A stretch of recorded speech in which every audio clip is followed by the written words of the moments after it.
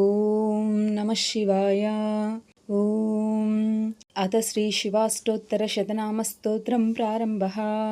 ఓం శివో మహేశ్వర శంభో పినాకీ శశిశేఖరః వామదేవో విరూపాక్షః కపర్దీ నీలలోహితా శంకరः శూలపాణిశ్చ ఖట్వాంగీ విష్ణువల్లభः సిపివిష్టోऽम्बिकानाथः श्रीकण्ठो भक्तवत्सलः भवः सर्वस्त्रिलोकेशाश्रितकण्ठः शिवाप्रियः उग्रः कपर्दिकामारीरन्धकासुरसूदनः गङ्गाधरो ललाटाक्षः कालकालः कृपानिधिः भीमः परशुहस्तश्च मृगपाणिर्जटाधरः कैलासवासी कवची कठोरस्त्रिपुरान्तकः वृषाङ्को वृषभारूढो भस्मोद्धूलितविग्रहः सामप्रियः सर्वमयस्त्रयीमूर्तिरणीश्वरः सर्वज्ञः परमात्मा च सोमसूर्याग्निलोचनः हविर्यज्ञं मयः सोम पञ्चवक्त्रः सदाशिवः विश्वेश्वरो वीरभद्रो गणनाथः प्रजापतिः हिरण्यरेतर्दुर्धर्षो गिरीशो गिरीशो नगः